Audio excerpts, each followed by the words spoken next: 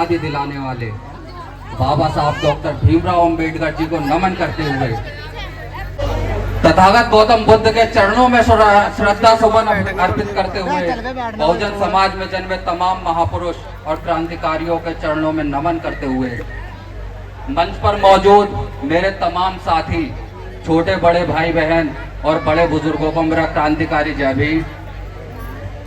यहाँ मौजूद तमाम माताओं बहनों को मेरा क्रांतिकारी जय भीम, बड़े बुजुर्गों को मेरा क्रांतिकारी जय भीम। लेकिन मेरे शब्दों को शुरू करने से पहले एक बार जोर से आवाज लगा दीजिए, जय भीम, जय भीम, जय भीम, जय भीम। एक बार और जोर से। इस स्पीकर से ज्यादा आपकी आवाज आनी चाहिए, तब मजा आएगा मुझे बोलने में। जय भीम, जय भीम, जय भीम। आज हम सब यहाँ भारत रत्न, संविधान निर्माता, समाज सुधारक और करोड़ों लोगों के प्रेरणा स्रोत बाबा साहब डॉक्टर भीमराव अंबेडकर जी का जन्म जयंती मनाने के लिए यहाँ पर उपस्थित है। ये केवल बाबा साहब का जन्मदिन नहीं है, ये एक नए युग का जन्म है। नए युग का जन्म कैसे, ये आप सब लोगों को मैं थोड़ा सा अपने शब्दों में बताऊंगा कि अब बाबा साहब का संविधान लिखने से पहले, बाबा साहब ने जब तक संविधान नहीं लिखा था उससे पहले बहुजन समाज के लोगों की हालत जानवरों से बदतर थी। मेरी छोटी बहन प्राची ने अभी बताया था कि किस तरह से हम लोगों को जानवरों से भी बदतर रखा जाता था। तो मैं अपने कुछ शब्द आप लोगों के सामने रखना चाहूँगा।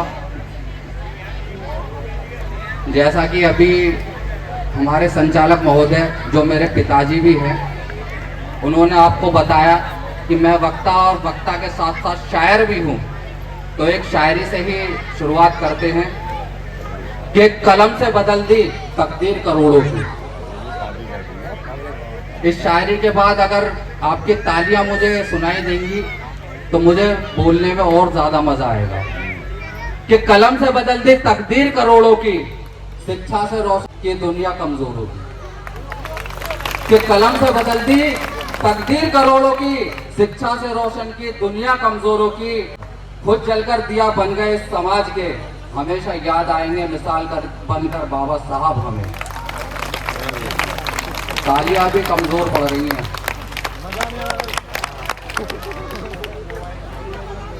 तो बाबा साहब ने सिर्फ संविधान ही नहीं लिखा, बल्कि हमें जीने का हक अधिकार भी दिया। उन्होंने हमें बताया कि शिक्षा, संघर्ष और संगठन, ये तीन वो मंत्र हैं जो दबे कुचले तबके को भी ऊपर ला सकते हैं। दबे कुचले तबके का मतलब सबसे पहले हमारे बहुजन समाज, जो आपसी भेदभाव के चलते जातियों में बट गया है। कोई चमार है, कोई वाल्मीकि है, कोई धोबी है, कोई कोड़ी है, कोई कुर्मी है, लेकिन ये बहुजन नहीं बन पा रहा है। तो जब तक आप बहुजन नहीं बनेंगे तब तक इसी प्रकार से दबकर रहेंगे। साथियों, बाबा साहब का सबसे बड़ा सपना था कि हर इंसान शिक्षित हो, हर इंसान स्वाभिमानी हो और अपने हक अधिकारों के लिए लड़े। साथियों, बाबा साहब का सबसे बड़ा सपना था कि हर इंसान शिक्षित हो, स्वाभिमानी हो और अपने हक अधिकार के लिए लड़े। चमार जूता बनाने वाला, वाल्मीकि झाड़ू लगाने वाला, नाई बाल काटने वाला और धोबी कपड़े धोने वाला, इस पहचान को हम बदल सकते हैं, लेकिन कैसे? केवल और केवल अपने शिक्षा और संगठन के दम पर। यदि हम शिक्षित होंगे और संगठित होंगे तो इस पहचान को हम बदल सकते हैं। आज अगर हम गर्व से अपना सीना चौड़ा कर समाज के बीच में चलते हैं तो वो केवल और केवल बाबा साहब के द्वारा दिए गए संविधान और उन अधिकारों के कारण है जो बाबा साहब ने संविधान में हमें दिए हैं। लेकिन आज हम जाति धर्म में बटकर उन अधिकारों को और बाबा साहब के उपकारों को भूलते जा रहे हैं। एक व्यक्ति जिसे पढ़ने से रोका गया, स्कूल गया तो उसे जूते चप्पलों में बिठाकर पढ़ने के लिए मजबूर किया गया, कदम कदम पर जाति के नाम पर प्रताड़ित किया गया, लेकिन वो इंसान रुका नहीं। वो इंसान इसलिए नहीं रुका क्योंकि उसने ठाना था कि जो प्रताड़नाएं मैं झेल रहा हूं, मेरा समाज ना झेले, मेरे आने वाली पीढ़ियां ना झेले। लेकिन सवाल ये है सभी एक बार जोरदार ताली हो जाए लक्ष्य भाई के लिए, क्योंकि इन्होंने 2 शब्द में एक महत्वपूर्ण बात कह दी। लेकिन सवाल ये है कि क्या आज भी हम बाबा साहब के दिखाए रास्ते पर चल रहे हैं? क्या आज भी हम उन गरीबों के लिए और अपने बहुजन समाज के लिए संघर्ष कर रहे हैं? अगर नहीं तो हमें उनके विचारों को सिर्फ किताबों में पढ़ने की जरूरत नहीं है, सिर्फ उन्हें सोशल मीडिया पर शायरी के नाम पर, शायरी के तौर पर बोलने की जरूरत नहीं है। उन विचारों को हमें अपने जीवन में उतारना होगा, उनके संघर्षों को हमें सड़क पर लाना होगा, क्योंकि इस देश के में कुछ लोग आपको हमेशा दलित बनाकर रखना चाहते हैं। और दलित बनाकर क्यों रखना चाहते हैं? क्योंकि आपका दलित होना उनके लिए तोहफा है, क्योंकि वो आपको दलित बनाकर गुलामी करवाना चाहते हैं, आपके हक अधिकारों को छीनना चाहते हैं। तो आप दलित मत बनिए, आप अम्बेडकरवादी बनिए, आप बाबा साहब के विचारधारा को लेकर चलिए, आप वो अम्बेडकरवादी बनिए जो मनुवादियों के छाती पर चढ़कर उनके अपने हक अधिकारों को छीन ले, उनकी गुलामी ना करे। तो एक शायरी इसके बीच में मैं बोलना चाहूंगा कि सुबह लिखते थे शाम लिखते थे, सुबह लिखते थे शाम लिखते थे, रुकी नहीं कलम वो हमारे अधिकार लिखते थे। इस शायरी के बाद मैं दोबारा से आपसे तालियों की गुजारिश करूंगा, क्योंकि आपकी तालियां अगर ठंडी पड़ती हैं तो मेरा जोश भी ठंडा पड़ जाता है। कि सुबह लिखते थे शाम लिखते थे, रुकी नहीं कलम वो अधिकार तमाम लिखते थे। सोचो कितनी खुशनसीब रही होगी वो कलम, कि सोचो कितनी खुशनसीब रही होगी वो कलम जिससे बाबा साहब संविधान लिखते थे, जिससे बाबा साहब संविधान लिखते थे। और जैसा हमारे भाई निमेश जी ने बताया, अभी उन्होंने एक जिक्र किया था, तो उनके जिक्र के बाद मुझे ख्याल आया कि एक शायरी इस चीज पर भी लिखी जाए। उन्होंने बोला था अभी कि हम माताएं बहनें अपने अधिकारों से ज्यादा व्रत के बारे में जानती होंगी, मंदिर के जो चढ़ावा किस तरह से चढ़ाना है उस बारे में जानती होंगी। तो इस पे भी एक छोटी सी शायरी आप लोगों के सामने रखूंगा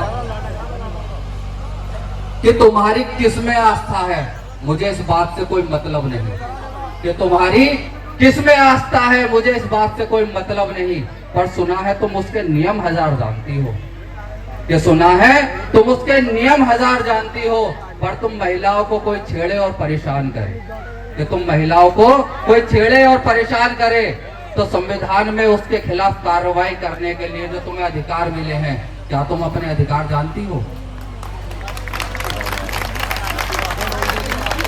तो बाबा साहब ने जो अधिकार संविधान में दिए हैं महिलाओं के लिए, वो केवल एक वर्ग की महिलाओं के लिए नहीं है, वो केवल बहुजन समाज की महिलाओं के लिए नहीं है, वो अधिकार सर्व समाज की महिलाओं के लिए थे, चाहे वो सामान्य वर्ग से हो या बहुजन समाज से हो। और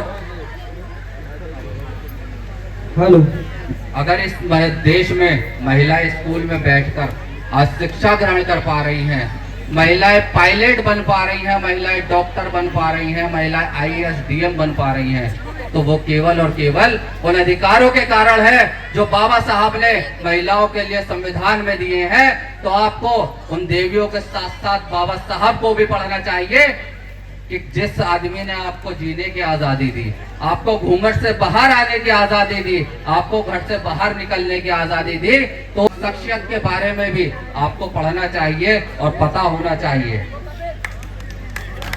तो मैं इस मंच के माध्यम से एक बार उन तमाम लोगों से भी ये कहना चाहूंगा जो बाबा साहब का विरोध करते हैं, जो बाबा साहब को बुरा भला कहते हैं और उनका विरोध करते हैं, कि यदि आपको विरोध करना ही है, कि अगर आपको विरोध करना ही है तो एक बार उस शख्सियत के बारे में पढ़िए, उन्होंने आपको जो अधिकार दिए हैं, क्योंकि बाबा साहब ने संविधान यदि लिखा तो वो पूरे देश के लिए लिखा, केवल बहुजन समाज के लिए या जाटवों के लिए नहीं लिखा, वो संविधान उन्होंने सर्व समाज के लिए लिखा है।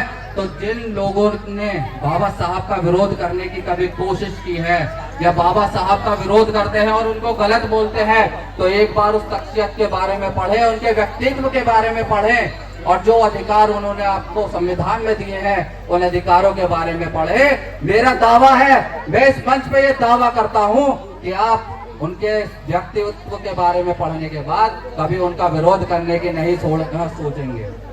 तो अंत में एक शायरी के साथ अपने शब्दों को विराम दूंगा कि एक उम्र गुजारी है मैंने उनको पढ़ते पढ़ते, एक उम्र गुजारी है मैंने उनको पढ़ते पढ़ते। ये मेरी अंतिम शब्द हैं, तो इस मंच पे मेरे अंतिम शब्द हैं, ये आखिरी शायरी है। तो इसमें तालियों में कंजूसी मत करना, तालियां जोरदार होनी चाहिए ताकि मेरा भी दिल खुश हो जाते समय। एक उम्र गुजारी है मैंने उनको पढ़ते पढ़ते, कोई तर्क करने पर आ जाए तो उनके संघर्ष गिना दूंगा मैं। एक उम्र गुजारी है मैंने उनको पढ़ते पढ़ते, कोई तर्क करने पे आ जाए तो उनके संघर्ष गिना दूंगा मैं। और खिलाफ बोलने वालों याद रखना, के खिलाफ बोलने वालों याद रखना, उंगली साहिब पर उठाई तो तुम्हारी हस्ती मिटा दूंगा मैं। क्या बात है, जय भीम, नमो बुद्धाय। क्या बात है भाई, क्या बात है। बहुत ही अच्छे शब्द और महत्वपूर्ण टिप्पणी के बाद लक्ष्य भाई के लिए एक बार जोर से जय भीम बोलेंगे सभी। मेरे साथ में बोलना मगर, ठीक है? जय जय जय जय, आवाज नहीं, एक बार और जय जय जय जय, जय जय जय जय, जय जय जय जय। बहुत बहुत धन्यवाद लक्ष्य भाई का।